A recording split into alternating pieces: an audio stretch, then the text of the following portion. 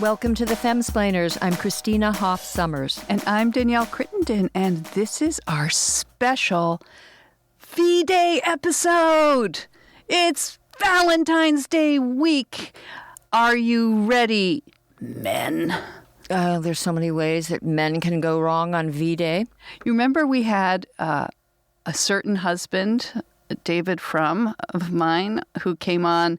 He's come on for the last couple of years. We actually forbade him to come on this year. Is he allowed on the program? No, I think he can't come on anymore because he gave the worst advice. Well, it wasn't the worst advice. But Martin of Lancashire, if you're still listening, we remain sorry.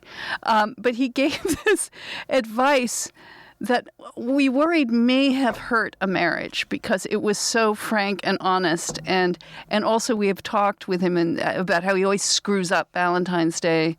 Oh, yeah, he always messes it up. And I had to put it out. Like, I try not to be like a high maintenance person, but we agreed that he just so hates it so much. He calls it New Year's Eve with nuclear weapons for men, that it just became his very passive-aggressive way of screwing up every year just to like launch protests that he didn't believe in doing Valentine's Day. So he's just like, listeners, it's okay.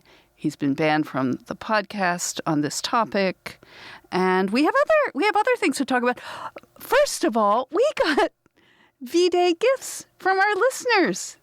Listeners, we are so grateful. First of all, we like presents. Who doesn't?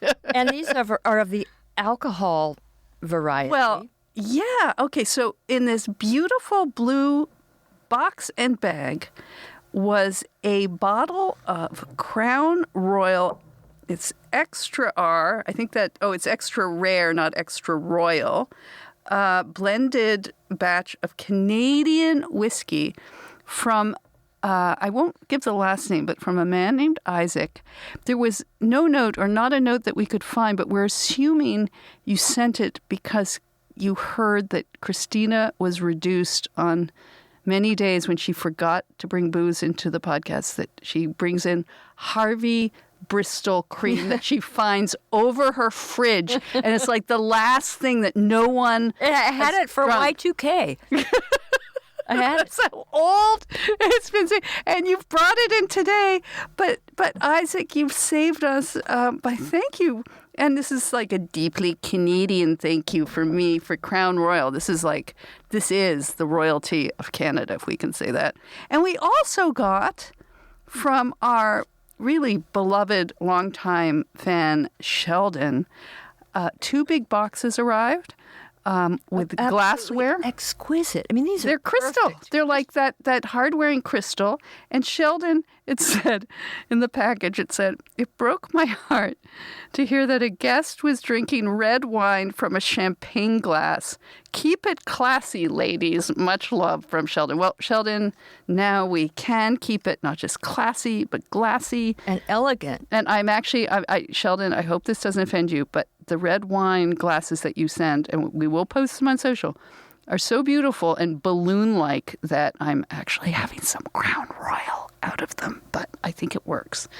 But anyway, okay, so thank you, listeners, and it's Valentine's Day. V-Day, I prefer, I know you smug marrieds celebrate this day, but I'm a more serious person, and I observe V-Day. It's Violence Against Women and Vagina Day, Vagina Awareness Day. I've bought you one of Gwyneth Paltrow's vagina candles for V-Day. They were sold out, but I managed through connections to get you one, Christina. And I want to talk about dysfunctional relationships. I want to talk about maybe the worst relationship in human history, Johnny Depp and Amber Heard. These two people, but he's suing her now for $50 million. They're divorced, but it's a divorce that will never end.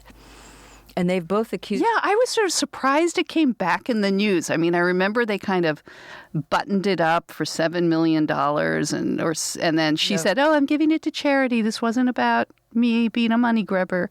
And then it suddenly popped back. Well, it popped back because a tape has leaked, and in it, she painted him as a batterer, and I think he lost. Oh, no, I know why it came back.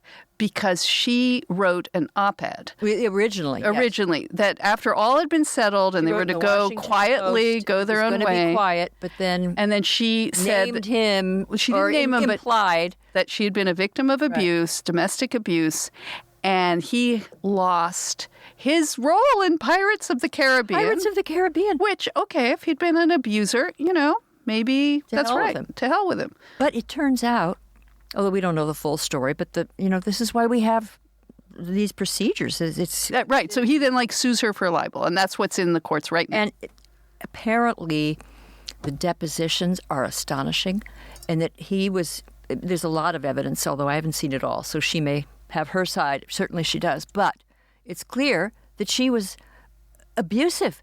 That she threw things at him. He accuses her of throwing a bottle and severing his finger, part of his very finger, damaging it. Putting a cigarette out in his face. Yeah, how do you even do that? How does a man let you do that? Do you want me to demonstrate? No. I think it's pretty. Maybe when he's asleep. It's pretty straightforward. I had a friend, and it was a very elegant gentleman who was a professor and very happily married, and I was working on Who Stole Feminism, where I did try to get to the truth about domestic violence and discovered that women can be very aggressive. And he told me that his first wife used to just slug him. He would be asleep, and she would start pounding on him. So there are... Was she asleep, too, and this was acting out in a nightmare, like a dog chasing a squirrel? It just happened to John. No, there are violent women. Right. And in this case, she was... What worries me with the current politics is that if you have a sociopathic woman, or in this case, who knows, just someone with a rage disorder, they can use the Me Too movement, the Believe Women, mantra, and turn it into another weapon they can use in their abuse. And this is what may have happened to Johnny Depp. So now his fans, many have stood by him all along, but many people abandoned it. But now hundreds of thousands of fans have signed a petition. They want her to lose her job from Aquaman 2. Because there's a tape where she admits hitting him. And there's a phone call that was recorded and leaked. I don't know if it's a phone call. I think they're together. And, oh, no, that's right. And he's saying to her, you've just got to stop getting physical. You've got to stop hitting me. And she said, I didn't hit you. I slapped. And you're, Oh, no, she said something. And this is maybe to go to your friend's case where men are also kind of, if they're being pounded on by women, the women in their lives, it's humiliating to admit it, and it's embarrassing, and you can't hit back, and so you kind of have to take it, but you can't say you're a victim. And so when she did whatever she did, whether it was his finger or put the cigarette out or whatever, and he was complaining to her about it, she said, "Oh, listen to you. Is anyone going to believe you? Right. This man." Right. So she was talking. And I weigh 115 pounds, Johnny. Yeah, but if I threw that bottle, look at our Royal Crown whiskey. Crown Royal, please. Which XR. I wouldn't do, but it's extra royal. I just think the time has come for people to realize that men and women are equal in their capacity for viciousness, duplicity. I can't say it. Okay. Duplicitousness. No. Take it back. Duplition. Let's just say duplition. Fabrication. It's just ridiculous to say that one sex has a monopoly on the good, and this seems to be what happens. That we're supposed to see women as just damsels in distress, and this evil man is preying on me. That's a horrible thing when it happens, and it does happen. And it probably happens quite a bit, yes. Well, actually, the statistics are interesting. Because isn't also V-Day, as you said... Violence against women. And we have to, instead of celebrating with our Crown Royal and love for the men in our life and vice versa, we have to recount the statistics of how men male abuse. Violence. That used to be traditionally done on the Super Bowl, but now it's also now encompasses V-Day. And most holidays now. Really? Occasions to deplore all the horrible things men have done to us. But actually, in the United States, the best data that we have suggests that it depends on how you define it. Now, if you include like grabbing and or verbal abuse, then you get very high rates. But if you ask men, were you verbally abused or were you grabbed, you get very high, maybe even higher. So for minor, for just screaming and grabbing and so forth, you get about the same level. If you go to severe violence, it's mostly men. But severe violence is relatively rare. You mean you're saying sort of like men and women equally participate in pushing and shoving and screaming and insulting and hurling shoes and. Well, there's a lot of throwing. I mean, women can hurt men because you can throw things. Right. Sever a We're finger. also excellent apparently. Marksmen, as I like to point out. Markswomen. Markswomen. And what the police will tell you is, this is years ago when I was writing Who Stole Feminism, the police told me that they go to the same houses every weekend. They would call them the Saturday night brawlers. And you would have violent couples. And there are a lot of, mainly they're young. There's often sort of alcohol. like alcohol, who's afraid of Virginia Woolf nights. Yeah. And they would go back and forth. With the Violence Against Women Act, there is a requirement that if there is violence, if someone is hurt, you have to arrest the aggressor. And you know what? It turns out a lot of women have been arrested because they are often implicated in the violence. And it's not just hitting their husbands or boyfriends, but their kids or their mother-in-law or their sisters. Well, look, we deplore violence, obviously, against anyone.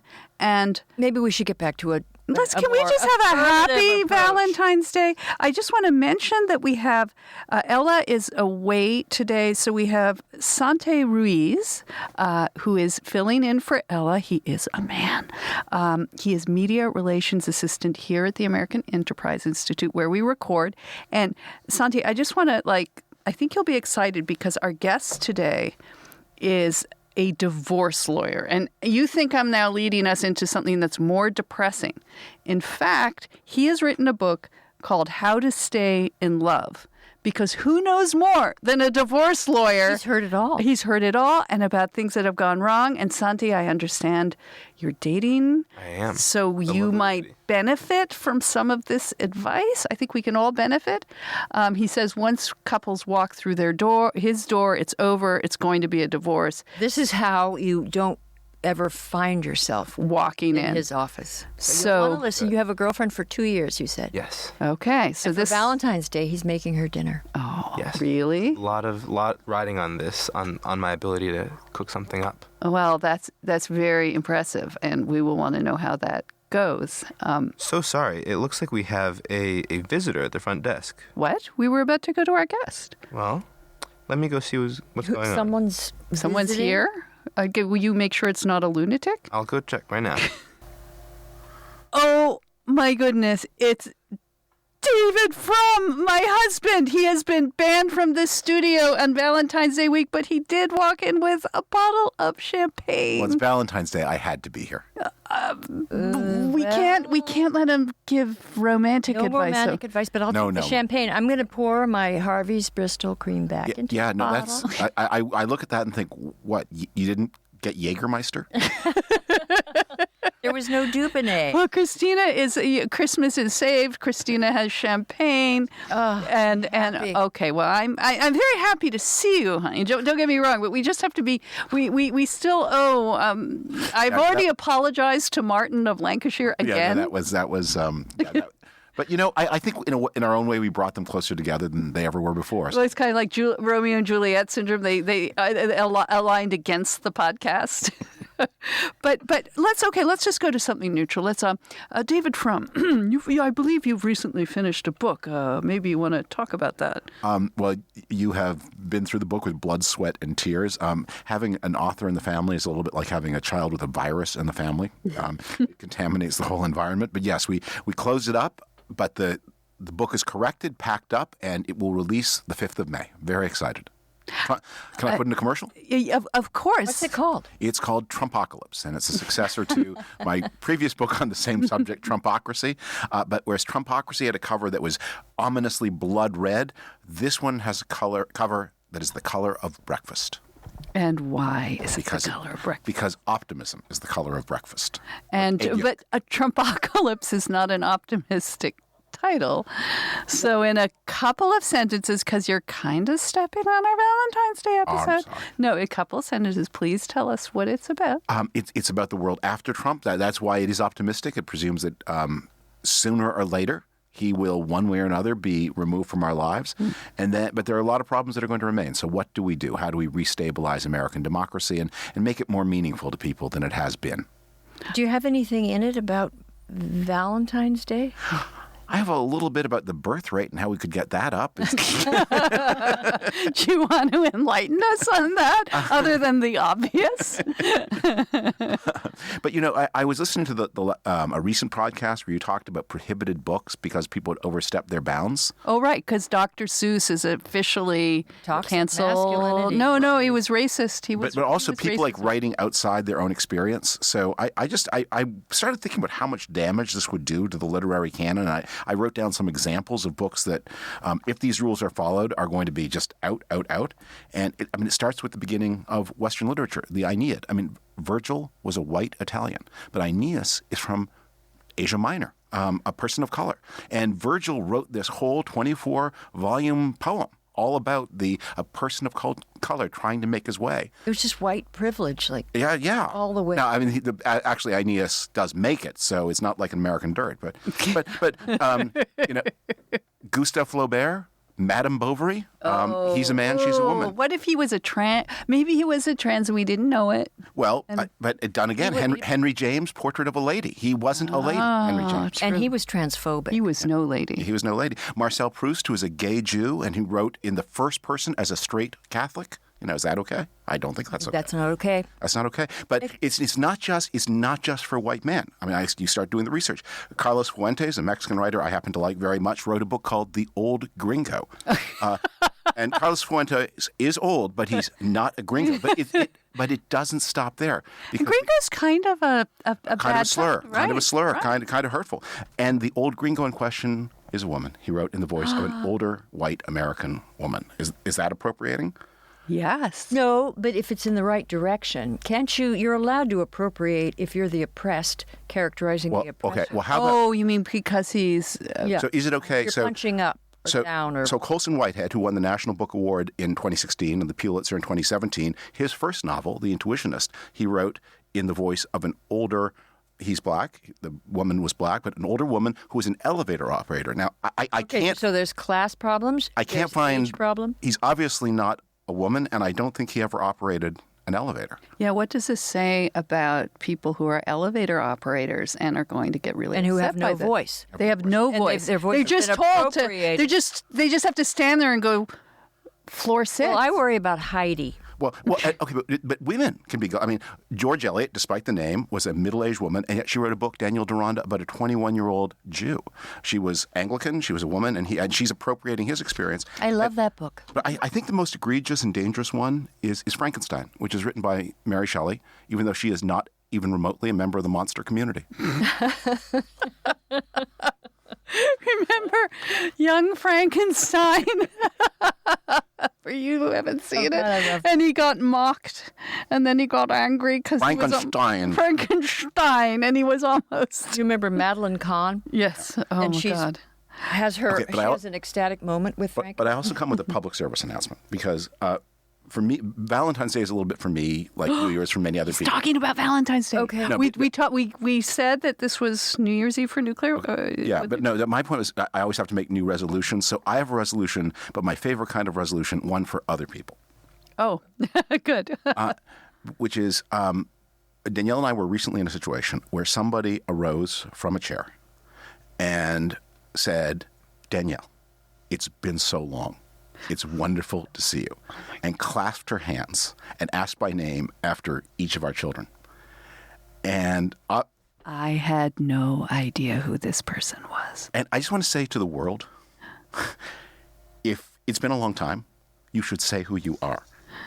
Identify yourself. Identify. I don't know how relevant this is to Valentine's Day. It's more like a Patreon or subscriber bonus rant. Brain. Yeah. But it is true. No, but you know what? I take this, David, as an act of chivalry on your, like, you're stepping out here to Did you defend know who me. the person was? No. I wasn't there. I didn't. No, but this is what happens. Okay, I'm going to give a free rant, not bonus content, but I do appreciate this act of chivalry, David. This is one of these things. I do have a disability, and it is called, I forget its name.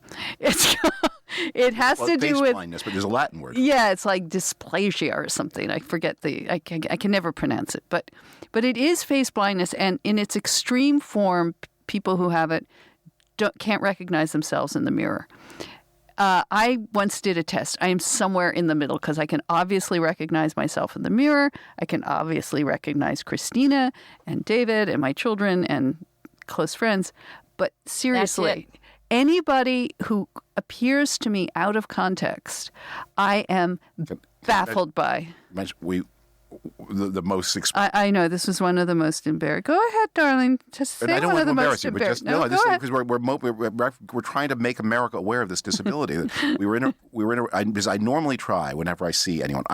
As I have a somewhat better memory for names, I will say something or some way to try to just indicate, like the Romans. He knows I'm standing. The Roman slaves who followed the senators around and whispered in their ear. Yeah, there are modern versions of that. So I would do that, but this time I didn't. And after, as Danielle said, "Who was that?" And I said, "That was your gynecologist." Okay, it wasn't my gynecologist. Whose whose face I wouldn't see anyway. It was our GP. I know. And he was not in his little white coat. And let's be serious. He was in a restaurant. He wasn't with a stethoscope. How am I supposed to recognize him?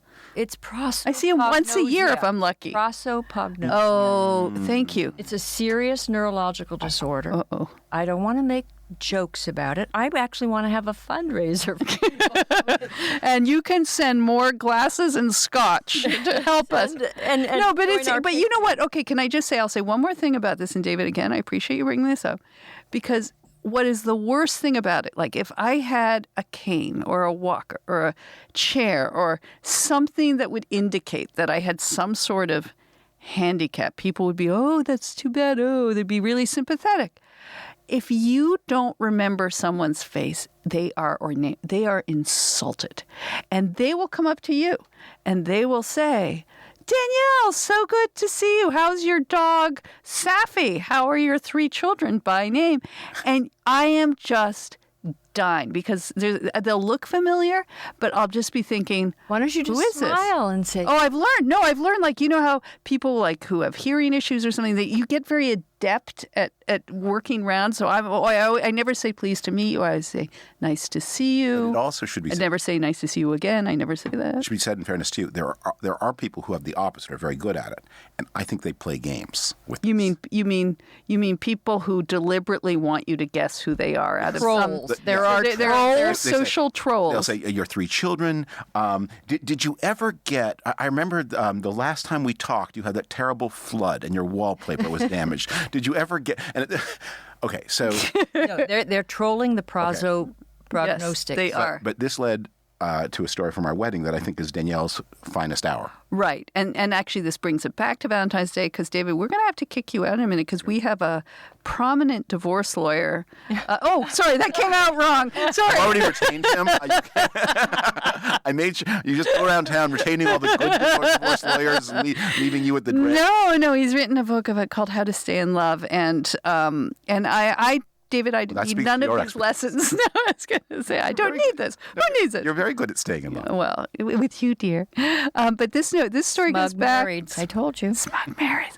This goes back to our wedding, and you said to me the night before, you said, you were giving me sort of like all the relatives who were coming from out of town. And you were telling me, okay, this is going to be this person from Niagara Falls. And then you said, and then there's going to be this very short, older woman, and she's going to walk up to you, and she's going to take her index finger, and she's going to pound it into your chest and say, "I bet you don't know who I am." And you said, "That's going to be Aunt Gert. And I went, thank you. Aunt Got it. Gert? Aunt Gert. Gertrude. So like that. so the next day, the wedding, blah, blah, blah. There was the reception, and this small woman walks up to me and pounds my chest and says, I bet you don't know who I were. I went, you must be Aunt Gert. I have heard so much about you. David loves you so much. I'm so thrilled you could come to our wedding. Thank you so much. She looked so angry.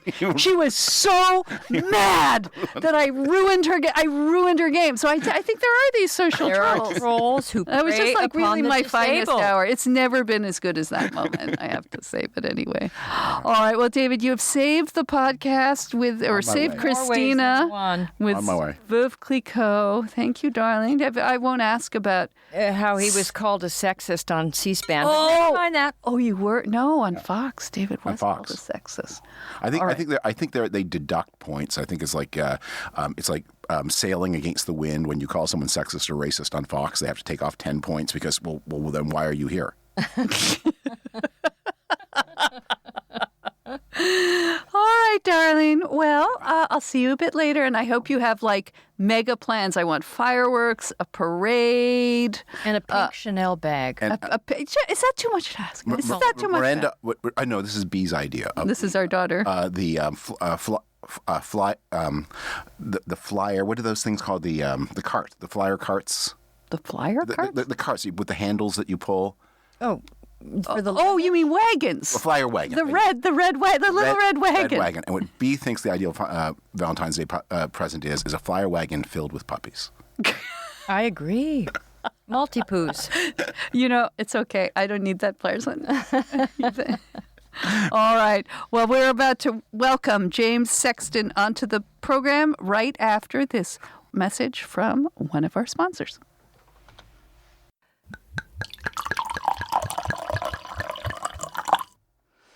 Christina, remember we had that podcast where we were talking about now the crazy rules that are going on at conventions and conferences and in workplaces?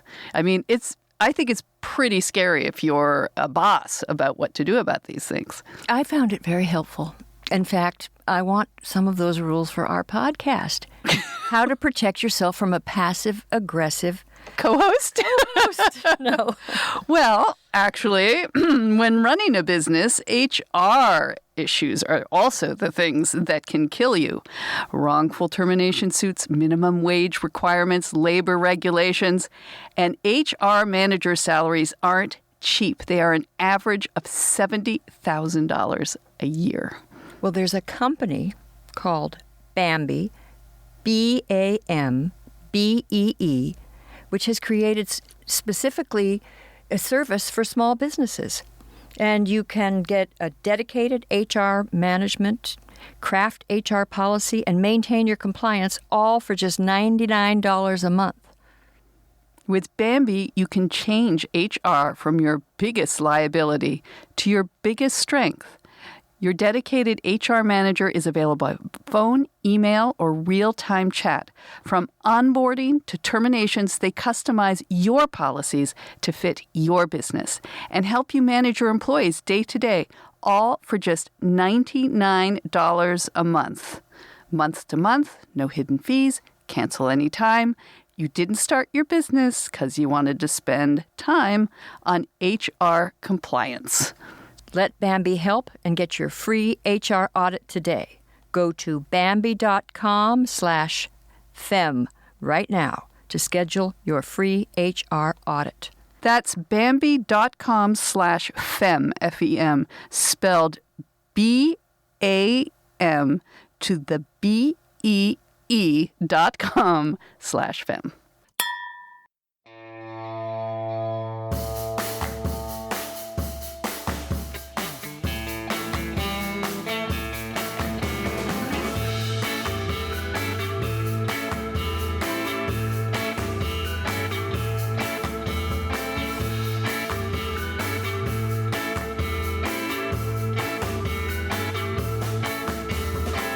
James Sexton, welcome to the Femsplainers. We are so happy to have you. I mean, we've told our listeners a little bit about your book, How to Stay in Love, before you came on, just basically that you're a divorce lawyer giving advice, and who would know better, right? Well, I appreciate it. Thank you so much, and thanks for having me. It really is, I guess it's counterintuitive. I've had a lot of people say, why would a divorce lawyer ever write a book about how to stay together? But I do Seems feel like a bad business model. It probably is, but doctors have been writing books about how to stay healthy forever, and people are still dropping like flies. So I have to believe I'm not going to put myself out of business. But I'd find something else to do for a living, I guess, if I had to. But I've enjoyed, putting on a different hat and taking the, if you want to call it, wisdom that I've acquired over 2 decades of facilitating the demise of marriages and trying to turn it into something that could be used positively. So I'm trying to get some good karma out of the stuff I've learned. So. Did you happen to see Laura Dern's performance in Marriage Story? I did, yeah. It's very funny because, the movie really put divorce lawyers on everybody's lips for a change, and you feel acknowledged. We do, yeah. I mean, it was I think the world thankfully is trying to create a more inclusive kind of media out there, and yeah. Divorce lawyers are a population that have not been too much. You've been silenced and really haven't been given your Becker on LA Law. We haven't been, But no, I thought it was an excellent performance. I think that the movie itself was very good. The problem is, I think, like a lot of movies that are trying to sort of fictionalize, real kinds of events, it made the lawyers into caricatures. The mediator was like a little too soft, although I thought Alan Alda gave a great performance, and the lawyers were way too aggressive, and I don't think it was an accurate representation of how lawyers really behave in divorces, because I think that most of us have way more to do than to try to throw gas on a fire. Most of the time, the good divorce lawyers I know, and I'd like to count myself among them, we're really trying to de-escalate the conflict, and we actually don't have adversarial relationships with our colleagues. We actually have, like boxers, like we try to take each other's head off, but at the end of the day, we know what these people really should be doing, and most of us, thankfully, who are successful at this are that way because we learn how to go, look, you're going to do this, then I'm going to do this, and why would we do it? Let's just skip the step, and let's just agree that this is what the judge will probably do. But I thought the movie did a great job of showing how 2 sane, good people can turn around and find themselves in a really, really awful divorce, which happens all the time. And I think that people go, no one ever comes into my office and says, I want this to be really expensive and awful, and I want to just screw up my kids and put your kids through college instead of mine. Everybody says, I want to be fair, but their definition of fair is completely different than their spouses. And so good divorce lawyers, and again, Laura Dern had a great performance, and Ray Liotta too. I think they were a caricature of the worst characteristics of divorce lawyers and how our own egos or desire to win can impede the process. But I don't think you see that out of professional divorce lawyers, that often, because we often have so much to do and so many clients that we don't need to amp up the conflict. Our clients, I spend most of my day convincing people to act in their self-interest and not to do the emotional thing they want to do, Well, what I loved about your book is you first of all, you describe yourself as a realist and a romantic, but with your experience, and I think you said you've overseen like over 1,000 divorces. Easily. That your approach to this book was to sort of reverse engineer marriage failures, and that while some of your sort of advice in general, if said generally, don't lose yourself, stand up for yourself, communicate, you hear that a lot, but you were wonderfully specific. And yeah.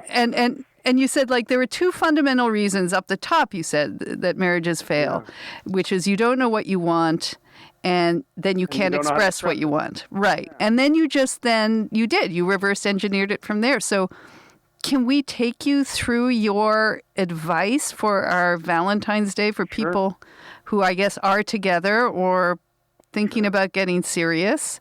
Yeah, absolutely. And that's the best time to do it. I think the best time I mean, that was really the overall theme I was trying to express. Is my sister's a dentist, and she often tells me that by the time someone has a toothache, there's not a lot she can do.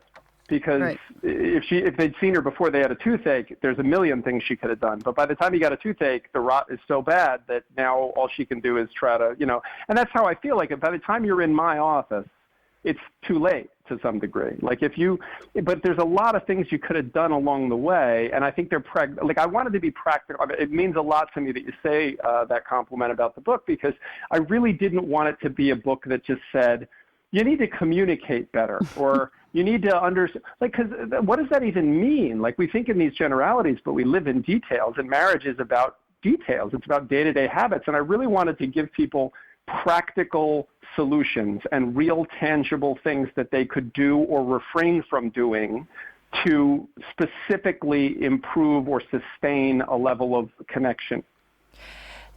And what do you think is the most important advice for people? And, you can say one or two things. Yeah, so I would say I don't want to say one is like the superlative one, but I would say that the ones that stand out in my head, in no specific order, would be, A, that I think being your spouse's cheerleader is really important. I think that, and I try to say that a bunch of different ways in the book so no one misses it, and that is that the world is antagonistic to all of us, and we're critical of ourselves, and we live in a social media environment where we're comparing ourselves to everybody's greatest hits and best pictures and best presentations of their lives. And I think that it's really important to be for your spouse or your romantic partner of any kind someone who is cheering for them. And that doesn't mean accepting bad behavior. That doesn't mean accepting abuse or things like that. But it really just means, even constructive criticism is criticism, and no one wants to be criticized. And there's ways to change your spouse or partner's behavior in a way that doesn't weaponize the intimacy between the two of you. And so I talk about that, and I think that's a hugely important thing, to just not fall into the category that people do of well, I'm miserable, so I'm going to make you miserable, or you're not meeting my needs, so I'm not going to meet your needs. And then what happens is, okay, well, now you're not meeting my needs, so I'm not going to meet your needs even more, and then it's a spiral. And that spiral can be reversed. If we make some small act of kindness or love to our partner, or cheerleading to our partner, chances are, worst case, it's just not noticed. But best case, and I think what happens quite often, is people actually start a cycle in the other direction, which is the kindness begets more kindness, and the closeness begets more closeness. So that's really, I think, a huge issue. And then I think what you said is for me one of the key points that I was trying to express, which is you really have to know what you want. You have to look honestly at yourself and what it is that's going to make you happy and not happy, and you have to be brave enough to be able to express that to this person. Intimacy is defined, the definition of the word is the ability to be completely yourself with another person. And I think that's true for our relationship with ourselves. And if we can make it true with our relationship with our partner, that's where I think we can really have the best relationships. And that would, to me, would be the fundamental advice. And then the third thing I would say is a fundamental piece of advice is just pay attention. I think that we don't notice the ways we're disconnecting from our partner. And there's no single raindrop responsible for the flood, but the flood's made up of raindrops. And I think we all start out with the same goal in a relationship, whether it's a marriage or a committed relationship. We all want to be connected. We want to stay in love. And what happens is we just have these small disconnections, and then the big marriage killers show up, infidelity, financial impropriety. But I think it's a function of all these small disconnections. And I talk about how Tom Wolfe in The Bonfire of the Vanities, one of the characters is talking about his financial situation, and he says, how did you go bankrupt? And he said, well, I went bankrupt the way everyone goes bankrupt, very slowly and then all at once. And that's what I think happens in marriages is you disconnect very slowly and then all at once. And so I would say those are the three most salient things I was trying to say. Well, can we get into the very nitty gritty? Because this is I said, what I loved about your book. And let's go to the beginning of the relationship. Let's go before the raindrops start to fall and create the flood. You compared, it wasn't very romantic, but I took the point well, to choosing your potential spouse like car shopping. And you said, buy the car in your 20s that you will need in your 70s, because the car you buy now will be the one you drive for life. And that's exceptionally good advice, but I don't think people think that way. So elaborate on that. Well, it feels a little profane. I mean, as I wrote it, I felt a little dirty, but it's honest, and a lot of the book, as I wrote it, I thought, oh, this isn't going to be considered this is going to be considered an indelicate way of putting it. But I really tried to have the book be the way that I try to be with my clients and with my people in my personal life, which is very candid. And yeah, I mean, look, I think if you asked me in my 20s, you can have any car in the world, I would have said, okay, I want a Porsche convertible. And in my 30s, when my kids were young, if you said you can have any car in the world, I'd have said, well, I'll probably want like a really nice SUV because I can fit all the strollers and all the stuff in it. And then, now I'm in my late 40s. If you said to me, you can have any car you want, well, my kids are off at college, so maybe I'd want like a Maserati or a Tesla. You want your Porsche back. Right, I want the Porsche back. That's what midlife crisis is supposed to want, But in my 70s, I would not want a Porsche. I think I would want something practical and reliable. And so if you'd said to me at any of those phases, oh, by the way, this is the only car you're ever going to be allowed to drive, I got to find a car that's going to suit all of those chapters of my life. And that's not an easy thing to do, because the sexy car for my 20s and the practical car for my 30s and the reliable car for my 70s, it's going to be three different cars. I mean, maybe, like I said in the book, maybe get like a Subaru. That's like as close as you could get, or a Volvo. So I really do think that it's important. Wow, you just let out the hounds. I'm sorry. Yes, those are in fact the hounds. How many are there? There's two. I have two rescues and two beagles. Two beagles? Oh, those are funny. Yes, I have. They do have those rescues. distinctive howls. But sorry to. They're very vocal. They demand to be heard sometimes. Right. They're trying to communicate with you, Jim. Well, they're expressing their needs. Right. They know what their needs are. Yeah. I bought this device on Amazon. And he's not going to use that on. There's no reason not to use it. It doesn't hurt them. It creates a sound, a high level sound, very high frequency. You don't hear it, but they don't like it. And maybe we could get those for spouses. I'm the worst. That would be a good move for spouses. I have to tell you, with my dogs, I'm wildly indulgent. I am the worst. So you wouldn't be good as a dog advisor. Yeah, if I had parented my children the way that I parent my dogs, they would be on probation. Right now. Also, they wouldn't know how to hold and they wouldn't know how to hold a knife and fork. Okay. Yeah, I apologize. No, that's okay. But so this practical car. But who wants a Subaru in their 20s? And who wants to be practical and reliable? And then you also had and people are going to change anyway. So.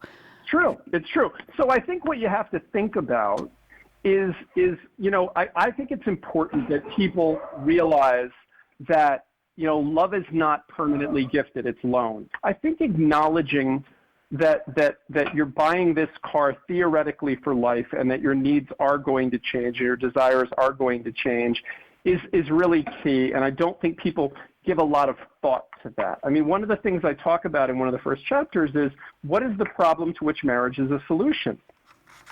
People don't ask each other, why are you getting married? It's assumed that you're going to get married. If I said, oh, I've been dating the same woman for 7 years, and now we're getting married, people would go, oh my gosh, congratulations.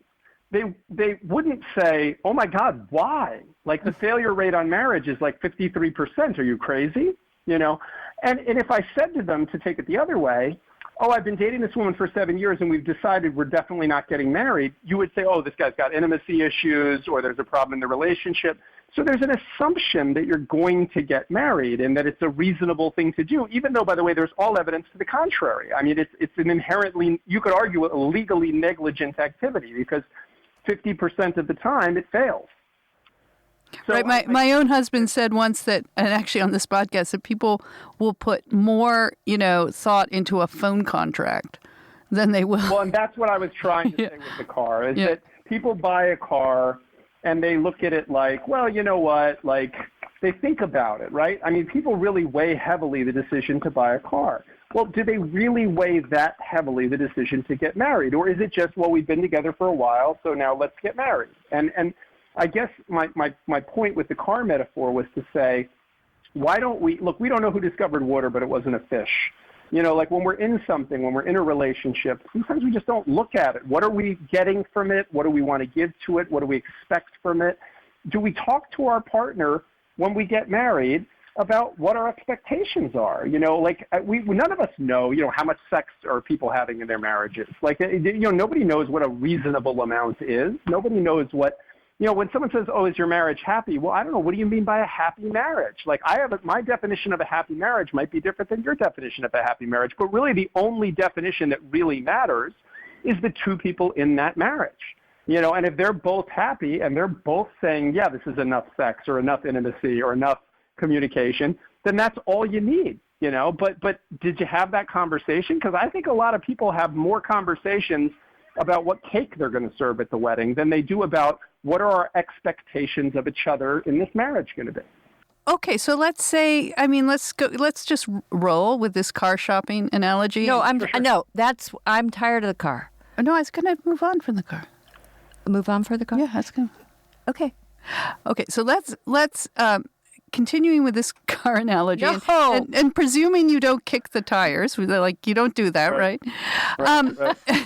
And people are living longer, God willing, Mm-hmm. and There's time enough for 2 or 3 people. Yeah, you could lease the that's car. True. I mean, we're talking about a technology. And you could have a little French Citroën on the side. The technology of marriage was invented when people died in their 30s. Yeah. So I think that there is something to that. There is something to the idea that, hey, this wasn't supposed to last 70 years. Yeah. Necessarily. But I liked in your point too, and this is I'll then leave the beginning of the courtship because you then go on to keeping it going later. But that the other thing that people don't really think about is that when you marry one person, you're not marrying one person. You're marrying the family.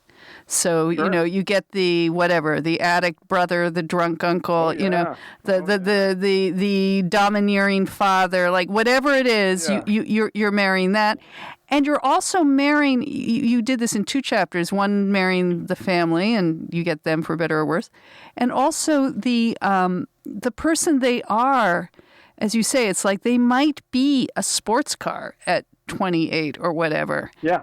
And then I think you had a wonderful example of a guy who married a chef, and he loved it when they were single and dating, and then suddenly the hours were horrible, and he never saw her ever. And so being realistic about what you're getting into.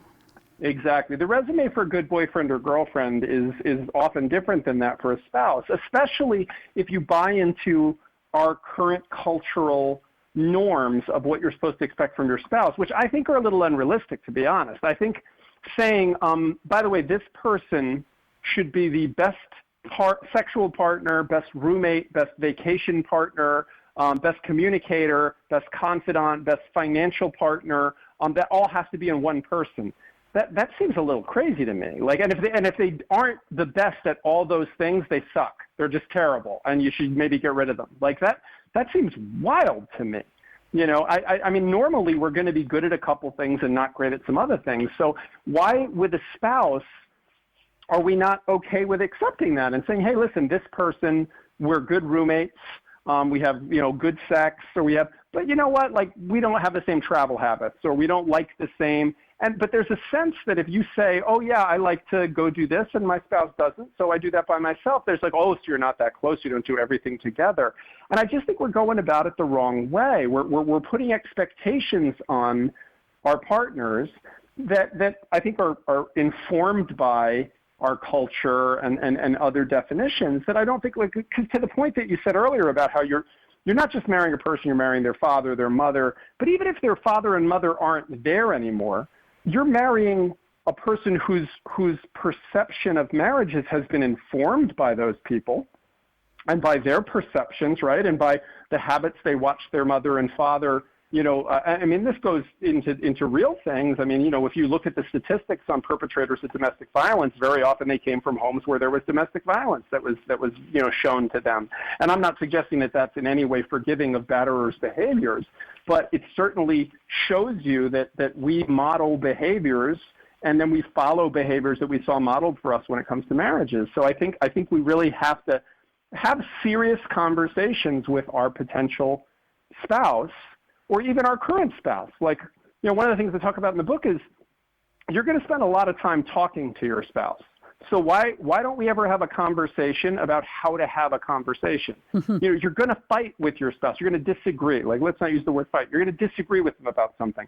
So why not, when you have an abundance of goodwill and optimism, right? Like when you're about to get married. Okay, so there's 7.3 billion people in the world. I'm picking you. That's about as abundant of goodwill and optimism as you could ever have. So at that point, why not say, hey, at some point, we're not going to see eye to eye. So let's talk now, while we like each other and we're not fighting, about how you fight. Do you need a minute? Are you somebody that, like, if I confront you about something, you're going to get defensive? Or are you like the type that needs to go in the other room and cool down and then we'll talk? Or are you the person that's like, hey, I don't want to go to bed angry? Like, why would you learn how to fight in a fight? That's such a you're in a fight to learn how to fight. That's such a good point. Can I just, sorry to interrupt, but this was one of the most profound things my husband did in our first year of courtship, that even though we're very, in love, we fought a lot. And I think it was about setting the kind of rules of engagement. And Isn't that great? There was one time that my default setting was to storm out. And he, after I stormed out, for the third or fourth time, when it had calmed down, he said, "You can't do that. You're just not allowed to do that. It's insulting to me. It ends the conversation. If you're going to fight, let's fight, but you can't just walk out." And that was quite a profound, because no one had ever sort of called me on that before, and it really did set the agenda, And it doesn't even, and it's great that you have that and that you found that of value, but I'd even say you could even do a softer version of that, which is really, what was he saying there? What he's saying is, you're saying, look, I need to storm out. I don't know why. I've got this thing in me that my instinct is to storm out. And what he's saying is, okay, I interpret your storming out as me being shut down and you disrespecting me and not wanting to listen to me.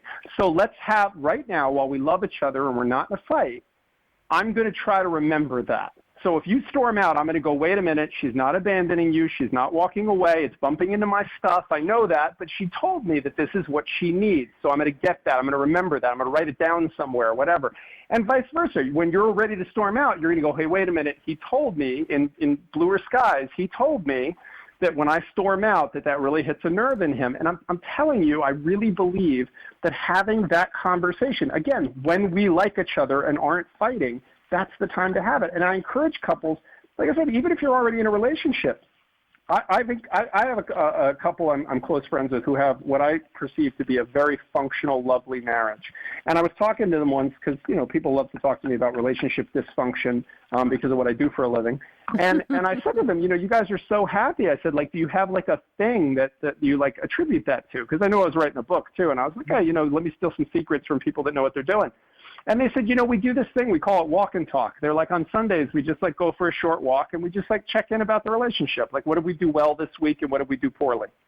And we'll say oh, you said this thing on Tuesday over dinner and I know it was just a throwaway comment, but you were talking about my sister and it felt weird and it blipped on my emotional radar. And they're like, oh man, I didn't mean that. I'm sorry, or oh, well, yeah, listen, I've been a little annoyed at your sister because of X, Y, and Z. And we get out the bad stuff or the potentially bad stuff while it's still an acorn, and we pat each other on the back for the stuff we did well. Oh yeah, this week when you told me, how you thought my hair looked nice, that really felt good, And why not do that? Why not have those conversations, these small conversations? Because I tell you, one of the things that I see in my clients consistently is the first time they're really honest with their partner about all the ways they felt hurt, neglected, unappreciated, is in divorce court, which it's why didn't you have that conversation a year ago? If you had that conversation a year ago, you might not have ever ended up in this office. Or if you did, end up in the office, it would have been with less animosity because maybe you would have understood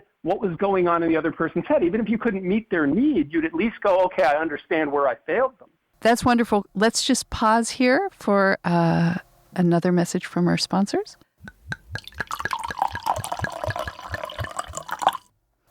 Danielle, I have a joke for you. Uh-oh. How many Jewish mothers does it take to screw in a light bulb? I don't know.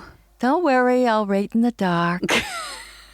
It's an old joke, but we have a reason for telling it, because with all the money you've spent to make your home beautiful, don't let it go to waste without good lighting. Lamps Plus has been helping customers and Jewish mothers love their everyday spaces for over 40 years with chandeliers, ceiling lights, table lamps, and more. Lamp Plus is the nation's largest lighting retailer with over 55,000 designs from top brands and their own exclusive designs in lighting, home furnishers, and decor. And you don't have to guess at what the designs will look like or wander around the aisles of a big box store. Because Lamp Plus has videos with design tips, and all the photos on their site tell you which lamp fixtures or furniture pieces are featured. So it's easy to buy what you like. And they also have a large selection of beautiful Minka lighting to transform your home into wonderful living areas. Minka is known for designs that blend function and style using innovative materials. And get up to 50% off hundreds of lighting styles between February 11th and February 23rd. That's up to 50% off during Lamps Plus lighting fixture sale through February 23rd. Go to lampsplus.com/femsplain to start saving today. Because why sit in the dark? When people come into your office, are the problems usually about money or about sex or about I would say, boredom? Statistically, it's usually infidelity. I mean, infidelity is like all day long, all I do is hear about people who cheated on each other. The problem is that I think it gives people a simple answer to a complex question, because people go, oh, well, he's sleeping with his secretary, so that's why we're getting divorced. And you had this broken down into like a taxonomy of infidelity. You had like the 5 kinds of infidelity. Yeah. It's actually the 5 types of infidelity. Yep. I said not 4, not 6, there's 5. Yep. And I talk about the 5 kinds of infidelity. And I do think that there's a ton of infidelity, but I think all of them have their own unique kind of genesis. And I think that all of them have their own unique ways that you can kind of, proactively not control for them entirely, but you can certainly minimize the chances of them happening. So can you just take us through a whirlwind tour of those 5 types? Yeah, I mean, there are the most common ones, I think, that we run into is just that there's a chapter I wrote called Go Without or Go Elsewhere. And it basically says that when a person's sexual needs aren't being met in a marriage, very often they're presented with a cruel choice, and that is I got to go without or I've got to go elsewhere. And I think people with very good intentions sometimes are not honest with A, themselves, and B, their partner about when their sexual needs aren't being met. And I'm saying sexual needs, but sometimes too I think it's just even connection or romance or just a feeling that sometimes sex does cause for people, which is the feeling that you're attractive and the feeling that you're desired and the feeling that you're exciting to your partner, which I think sex is often a confirmation of. But I talk about the fact that, I think very often the attention that's paid to us by a potential, as we call them in court papers, paramour, a potential paramour, what do they do really but treat us like our spouse did when they first met us, when we were fascinated and fascinating. And that's what strangers will always win, because strangers are fascinated and they're fascinating. And we all want to be both fascinated and fascinating. And so there are ways to still express to your partner, I think, quite easily that they're still fascinating and that they're still, that they should still be fascinated by you. I have a psychiatrist I know told me that there are vast numbers of middle-aged men who live without sex. that their wives, Yes. love We had sex. someone write into us and said they hadn't had sex for 7 years. Yeah, and what that should it's they usually do? the I had a woman. guy in my office yesterday. It was 3 years. Wow. How does He this said to happen? me, "Yeah, we haven't had sex in 3 years." So they have to decide they're going to live without sex or be unfaithful or divorce. Correct. And if they don't have the So the way that resources or the physical Yeah. appearance, but it seems to be more men that are without the sex than the women, and you can confirm that. Yeah, that's been my experience. I mean, in terms of the people in my office, that men cheat more often than women from where I'm sitting. Yeah. Or at least they get caught and it becomes the basis for the divorce. But what I would say is that I do think sex is the glue. I mean, it's the thing that separates us from just having a roommate, is that you have a sexual relationship with your spouse. So it is, I don't think I'm saying anything shocking to say that sex is important in a marriage. I think a conversation about what is the baseline, like what is our expectation sexually, I think is important. And of course, that's going to change as people's lives go on and as we mature in age. And, I'm very thankful that I don't have, the sex drive I had when I was a 17-year-old boy and you feel like a walking gland 24/7. But the truth is, No woman can sustain that. well, I don't know that any man can have the same done, I actually jokingly, I had a client who's 87 years old, and he left his wife for a younger woman, a 53-year-old woman. He must have been very wealthy. He was. Yeah. But what I will tell you is I found that case terribly depressing, and my staff said, is it because they're older and they've been together for a while and they're breaking up and you find that depressing? And I said, no, I'm used to that.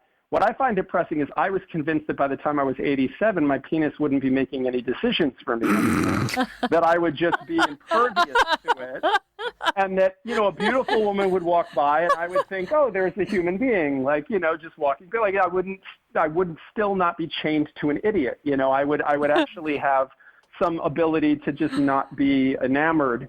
And the truth is I think that is a lifetime feeling, the feeling of wanting to be desired and wanting to feel desire. And I think that, infidelity from where I'm sitting is a function of people not feeling connected and not feeling heard or seen. And I understand, and I talk about in the book, how I think that happens. And that is, there's a question of what do we owe to each other. I think that we don't owe each other really much of anything. We don't have to get married. We don't have to cheerlead another person. But if we've made the decision to get married, now we're in a different terrain because, okay, you don't owe this person anything, but the truth is that you want them to be happy because their happiness is now tied to your happiness. So the feeling of, well, I don't owe them this, and just because they want this, or just because they need a compliment or just because they need sex. Again, I'm not suggesting people should be having sex when they don't feel like having sex, but I do think that understanding that sex, just like I don't have to make my spouse coffee in the morning. They can make their own coffee. Their arms aren't broken. But if I take the attitude of, hey, your arm's not broken, you can make your own coffee. Well, okay, so great. So now we just passed up an opportunity to have this person feel special. Whereas if I took the 5 minutes to make them a cup of coffee and said, oh, I made you some coffee, that's an act of love and it's an act of kindness. And I would hope in a functional relationship it's met with, oh, I want to be kind to you as well and I want to show you love in whatever unique way it speaks to you. So that's the kind of thing I think absolutely. Again, does it adultery-proof a marriage? I don't think anything does. But I do think we have created a society, and of course, I'm sure you'll get into it at some point. One of my more controversial chapters is if we were going to invent an infidelity-generating machine called Facebook. Because I really believe that social media has made cheating not only insanely easier than it used to be, but far more prevalent. Because we're in touch with people we just really have no reason to be in touch with. We're connecting with our ex-girlfriends and boyfriends from high school, a simpler time when everything seemed wonderful. And we have ways to start conversations with the mom on my son's soccer team who's cute, and who's also kind of weirdly lonely like I am in my marriage, and all of a sudden we're chatting about, oh, I saw you what time is the practice on Tuesday? And then, I saw you posted pictures of a vacation to Barbados. Where did you guys stay? And now we're talking about that. And now I'm looking at pictures of this person in a bikini, and now we're talking, and you sound like you know a lot about that. I do. Not personally, but I do professionally. I've always thought that there's more nannies and people tend to sleep with the people who are also parents on their kids' teams. That didn't make the book, but it happens all the time. It's really shocking to me. I'm finding there's a lot going on in the stands. I want to get to the nannies, but Christina has a question for you. I just think that when you fall in love with someone or become best friends with someone, a salient factor is just you like who you are in their presence. Oh, 100%. 100%. Yeah, 100%. And then what people allow to happen is that when a husband just becomes critical or a wife becomes a nag, then you begin to despise who you are. You are your worst self in their presence. And I think that is a relationship killer. So I always tell people, stop criticizing. Just stop it. Find another way. But we live in a culture where I have to tell you, that's a trope that we just see everywhere, isn't it? I mean, on TV, how many marriages are the idiot husband, Yeah. Well, the women become the nagging mother.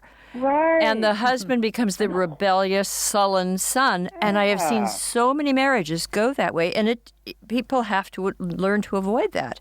So we need some... I think you couldn't be more right. And I think that is not something any of us signed on for.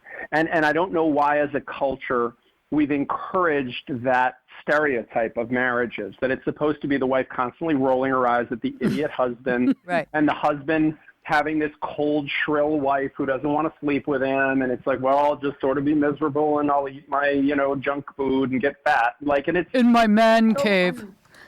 Yeah, and it's so unnecessary because the truth is you did not get married for that. You did not sign up. No one would sign up for that. No one would in advance go, I'm really hoping that we grow to hate each other in about 5 or 10 years. Like that, no one would sign on for that. So, but yet we still get married, even though we've been told culturally that that's what marriages are going to end up looking like. Well, I'm sorry.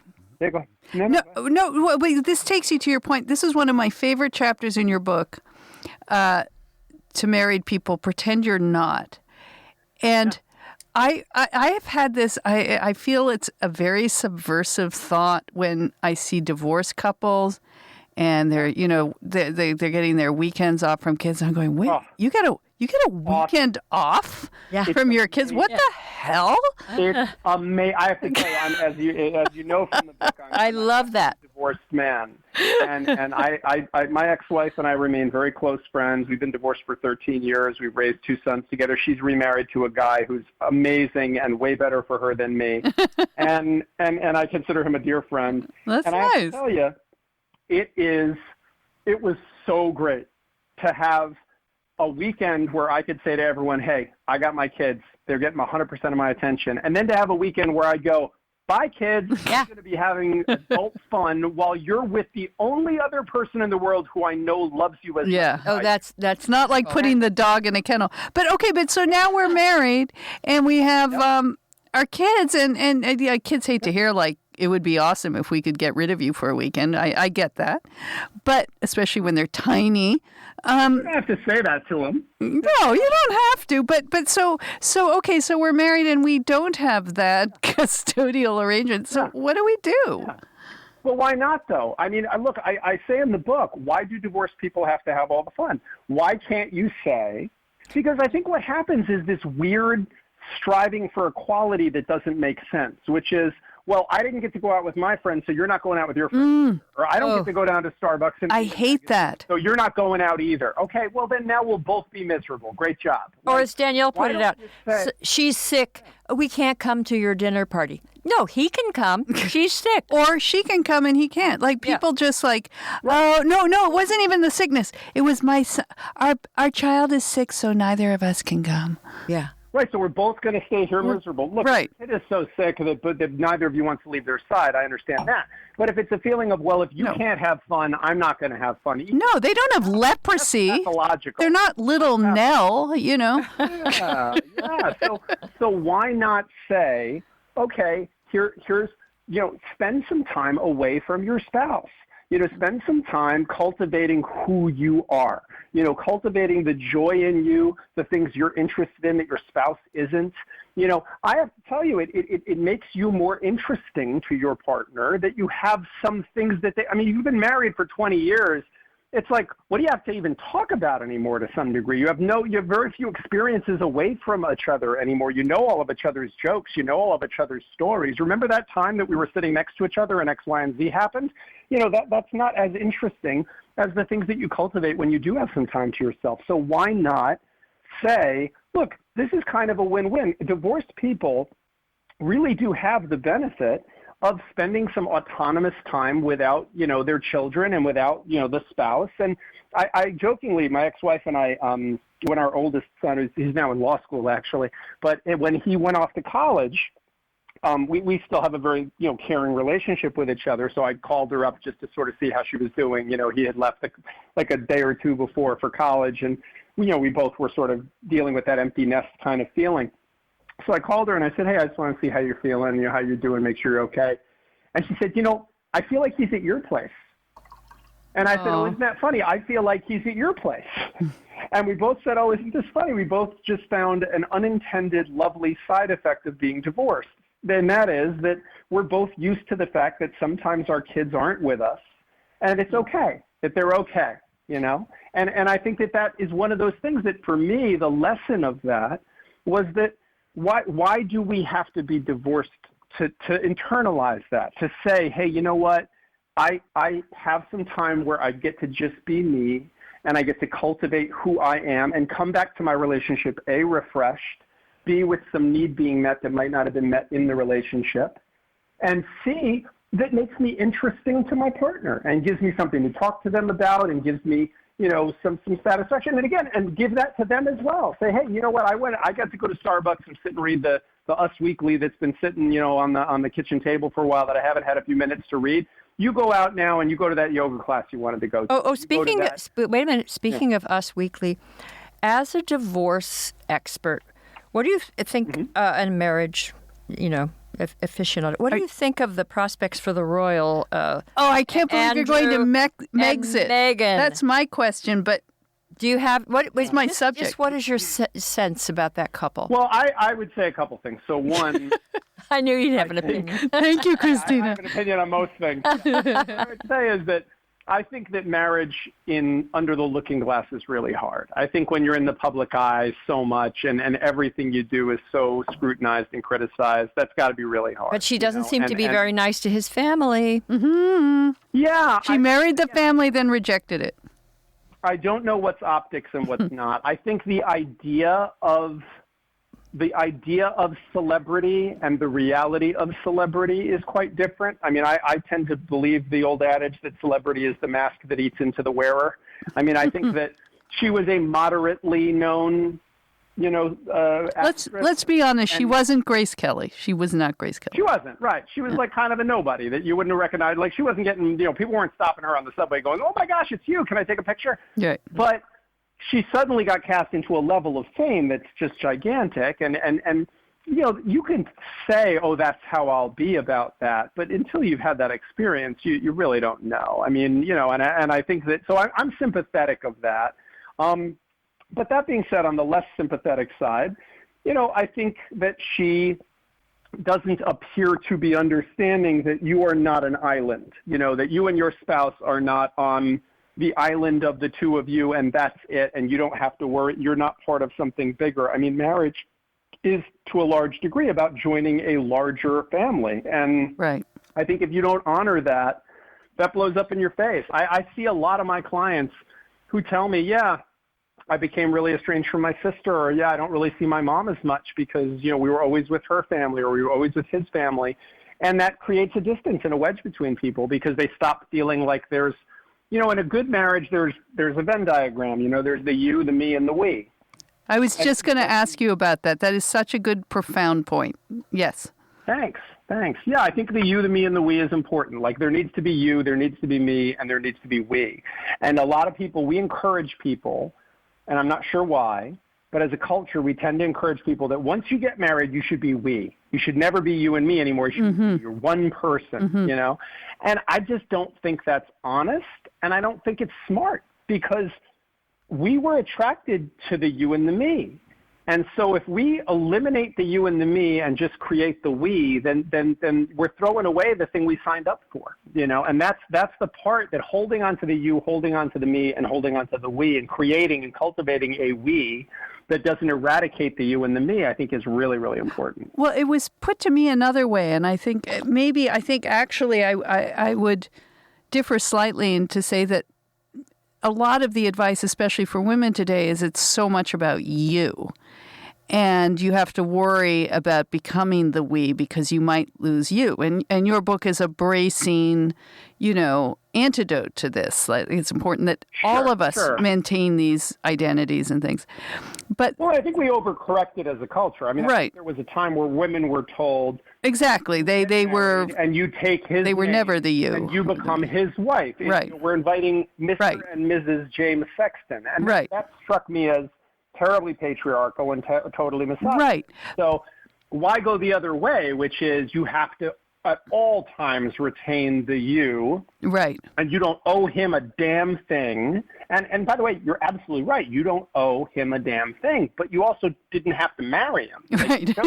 Yeah. But I like the we part that I like is, and this is again how it was put to me years ago, is that there's you, there's me, and then the marriage. And the marriage has to be treated as a separate entity to which you both contribute. And I think this is very much the message of your book. That, there's you, there's me. Treat it like a person. It's like the third member of this relationship. Yeah. And it goes above, by the way. Nurture it. But it goes above kids. It goes above parenting. It is, because without the we or the marriage, there's no parenting. There's no mother or father. There's no you, me. It's that we're all in the we. And I think that it should be treated like a separate person. It should be nurtured like a separate person. You should be looking at it with some distance and some honesty. I think the most dangerous lies are the ones we tell ourselves. And I really think if we're honest about how is the we doing and what am I doing to help cultivate it and what am I doing to help nurture it and what am I contributing to it and what am I needing from it, and am I getting what I need from it? And then if the answers to those questions are no, okay, how can I express that? Because your partner can't hear what you don't say. Yeah.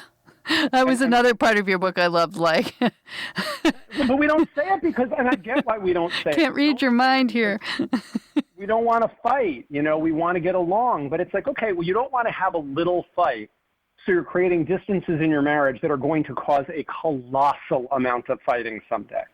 I jokingly, when my kids were little, I was talking about, a lot of divorces is what we call discovery, which is, when you go through bank records and tax statements and you try to figure out, where the finances went and where money went to. And sometimes it can take months and cost tens of thousands of dollars in a complex or a high net worth divorce. And I was leaving the house for work one morning, and my son, who was, I think, 10 or 11, said to me, "What are you doing today? Do you have to go to court?" And I said, "No, today I'm just doing a lot of paperwork. I have to do a lot of discovery." And he said, "What's discovery?" And I said, "It's what you get when you leave the toilet seat up for 15 years." Because it's the absolute truth. It's intimacy weaponized, and it's when resentment has just built up over time, and now it's like I am going to go after this person because they have upset me with these small little things for so long. They should just get the self-closing toilet lid. I'm just saying. I would not pick on a man for a thing like that. Yeah. I think that I do. He just got one.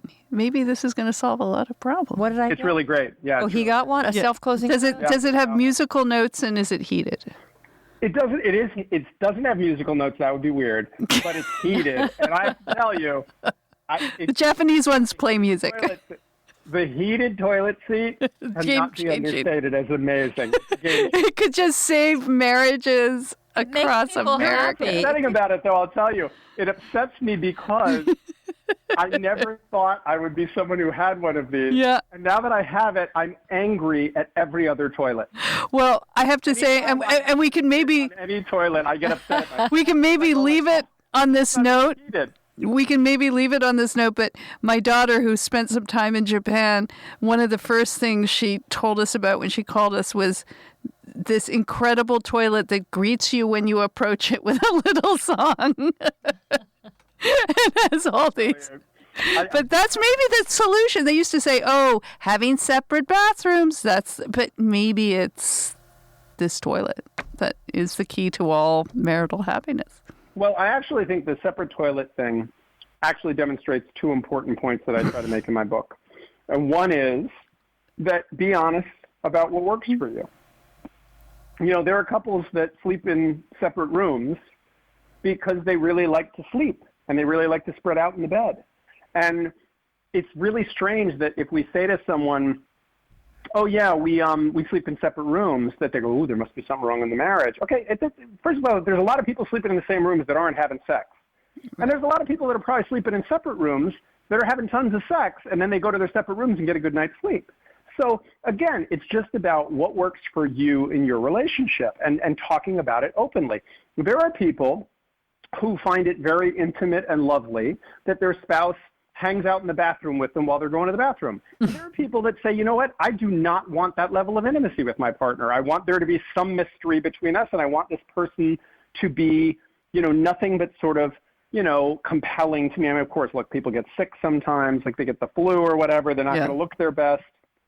But I try to present myself properly to my partner, you know, and because it's a nice thing to do. You know, I've been enjoying that show, Queer Eye. And one of the things that I think love Queer Eye. Karamo one of the things that the fashion fellow says all the time is, listen, when you put yourself together, you're saying something to your partner. You're saying to your partner, hey, I care about how I look. I want to look good for you. I want to look good to you. Yeah. And that's an act of love, and that's an expression of their value to you and of your own value to yourself. So I think there is something to these little things that you know, like whether it's sleeping in a separate room or not using the same bathrooms or whatever, those little things, if they keep us compelling to each other, if they keep us satisfied with each other, or there's an air of mystery to each other that still makes us feel good about each other, why not unashamedly enjoy that and let it work for you, leverage it for your own benefit. We really are modeling ourselves after, you know, relationships that we don't know if they're actually functional or not, or TV and popular media, which they're a story, they're a caricature, they're not how marriages really are. You know, I talk about in the book how, you know, everything looks good from the outside. I mean, we all saw Titanic, but if you're telling me... That doesn't look good from the outside, even Titanic doesn't. Listen, if Jack had survived in that movie, you're telling me 3 years later she would have been like, why are you hanging around painting all those French girls? Get home for dinner. Like, it only was romantic because he died while she still liked him, and she didn't have to smell his feet, you know, so... Love tip, die before it gets too real. Die before it gets Death is a good, or you live long enough to be a villain, you know? Well, just to, we have to close now, but I'm just hoping, this book was so wonderful and such good advice, but now one of the primary relationships in the culture are podcasters. They're just multiplying. Almost everybody has a podcast. And you should write a book about maintaining good relationships. Like right now, we are in a little passive aggressive. No, we are now in the madly in love stage. But I know I want to keep it that way. It's been 2 years, Christina. I know we've kept it for 2 years. Yeah. But you're still on the honeymoon stage at 2 years. I'm going to check in with you. Because I know this for a fact because when marriage equality passed, I remember thinking that this is like telling a dentist, oh, we now people have two mouths. Like I thought, oh my God, there's a whole nother segment of the population that's going to get divorced. This is amazing. Like this is, equality has never been profitable. The little dollar signs went through your eyeballs. It really did. Listen, I always fought for marriage equality. I never understood homophobia. I really have always been someone who... You just saw the ka-ching. But I have to tell you, equality never seemed so appealing to me because I went, oh my God, this is great. They can have the suffering that is marriage and divorce as well. Yeah. And then for the first 2 or 3 That's real years, equality. none of them were getting divorced. Yeah. And I remember thinking, oh my God, they're better at this too. You know, like they're better. All of my gay, I live in Chelsea, so I live in a primarily gay neighborhood. And I thought, oh my God. They don't only dress better. They are better. Not only they dress better, they smell better, they look better, they look photoshopped. My neighbors in Chelsea. And I really think, you know, I thought, oh my gosh, they're better at being married than we are. And then what happened is, the honeymoon about 2 or passed. 3 years in, we've now had a flood, and I have a tremendous number of gay and lesbian couples that are getting divorced. And I thought, oh, okay, they were in the honeymoon phase. Yeah. Well, we have to round this up, but I will add to our listeners that you were also really fascinating about kinky sex and also how gay couples have a little different take on sex. But we can't get into that. Okay. Wait, I didn't know about the kinky stuff. Okay. Well, you I missed talk about feet. I talk about feet fetish and men and women's underwear. But anyway, so the book is How to Stay in Love. James Sexton, thank you so much. I really hope. What a pleasure. I think you're going to spare a lot of people a lot of heartache if they read this book. I hope so. So thank you so much for the kind words, and it was a blast talking to you both. I really enjoyed it. Okay, thank you so much. Bye-bye. Bye. Christina, I'm so excited that we have LaFleur as a sponsor. I was, in fact, listening just today to a podcast with the founder of LaFleur, Sarah LaFleur. And she is this scrappy woman who had no background in fashion, managed to hire the head designer for Zac Posen when she had no money, just an idea, to create not just beautiful and stylish, but very practical clothes for women that fit all sizes, had zippers that functioned properly, and all with the sort of working woman in mind so that everything goes together. You don't have to think too hard about the products or what to wear. Yeah, well, it was founded with the idea that when women succeed in the workplace, the world becomes a better place. And they take work out of dressing for work by creating functional, beautiful clothes, offering complementary personal styling and fostering a community of remarkable women. So if you hate shopping for work clothes or just don't even know what to wear to the office every day, but want to dress well, is the perfect place to start. Visit one of their 7 showrooms across the country for a free hour-long styling appointment. And Christina, they do offer Prosecco. Or head to mmlafleur.com to browse the collection online. And you can shop their website a la carte or browse in pre-styled capsule wardrobes, which include outfit inspiration and styling guidance for every office dress code. And they had some beautiful pants that were cut well. And you know, when we were talking about pockets and how we don't like pockets on women's clothes, well, they think about the pockets. They make sure that when you sit down, you know, change doesn't spill out, or when you lean over, you don't get into an inappropriate Me Too situation. They're amazing, thoughtful clothing. I don't know how that would happen. But okay, moving on. But many styles are machine washable, and they have the all-natural anti-odor treatment called Polygene, which lets you wear your garment more between washes. Shipping and returns are always free, and you can email, chat, or text anytime with us with your various questions. So visit mmlafleur.com/femsplain and use promo code FEMSPLAIN for 15% off your first purchase. That's mmlafleur, M as in Mary, twice, LAFLEUR.com FEMSPLAIN, and you can get 15% off your first purchase with promo code FEMSPLAIN. We promise you'll love these clothes.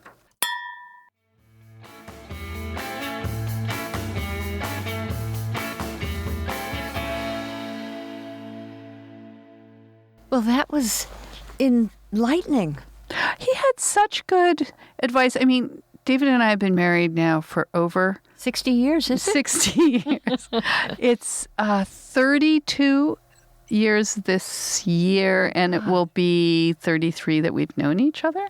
One of the things, I think I may have told this on the podcast, and forgive me but what I loved about James's overall message is what you hit on too. It's like kindness, generosity, not scorekeeping, and No scorekeeping. also Get the scores. also that sense of retaining the convertible you were in your 20s. You know, that I remember when, and again, forgive me if I've told this story, that when I first had our first child, Miranda, and I was very self-conscious about, like, I wasn't working, I wasn't contributing to the relationship.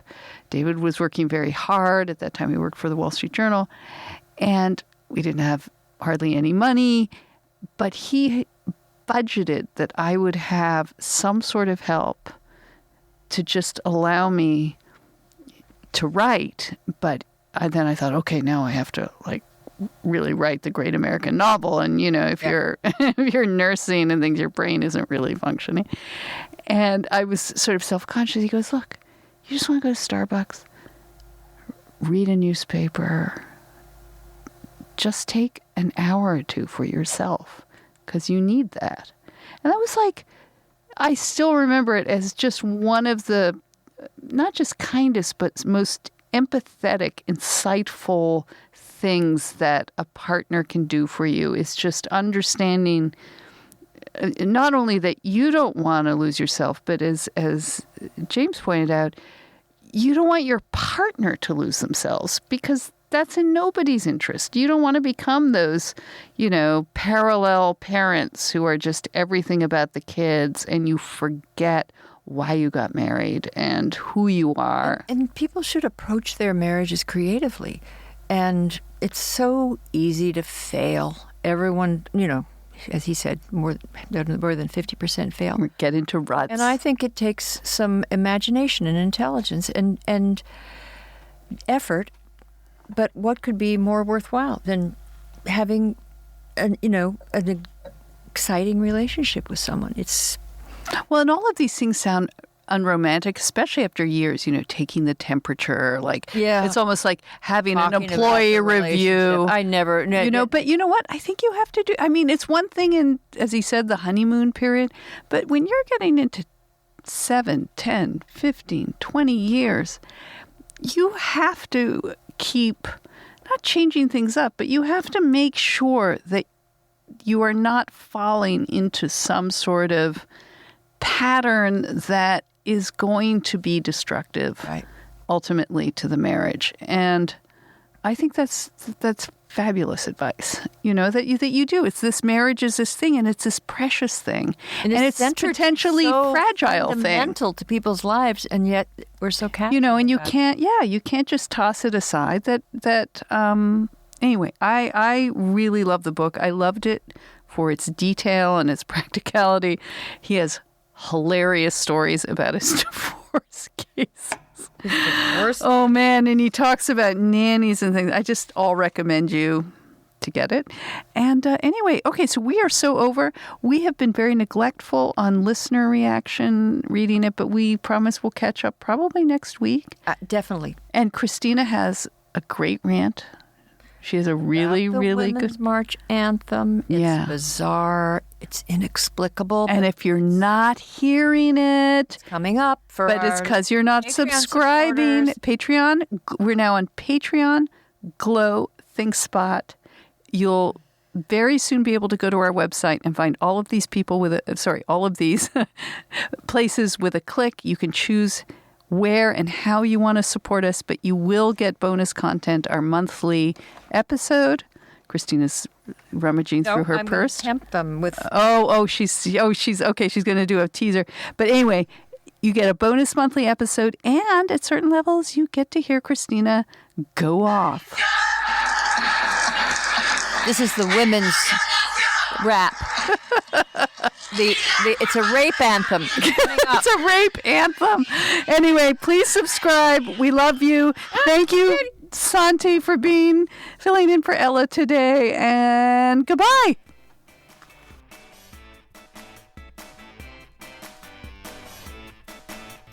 Hey, thanks for listening to the Femsplainers. Keep up with us on Twitter and Facebook at Femsplainers and on Instagram at Femsplainers Podcast. Send questions and comments to contact@femsplainers.com. A big thanks to Ella Ryder, our research and in-studio production assistant, and to Nat Frum, our audio and video editor. And we're proud to be part of the Ricochet Network and grateful to the American Enterprise Institute for allowing us to record in its studio every week in downtown Washington, D.C. And miss something? You'll find everything you need at our homepage, femsplainers.com, including links to past episodes, our sponsors, where you can sign up to support us, and even to merch. And please don't forget to like us or give us 5 stars on iTunes. Thank you. Cheers. Cheers.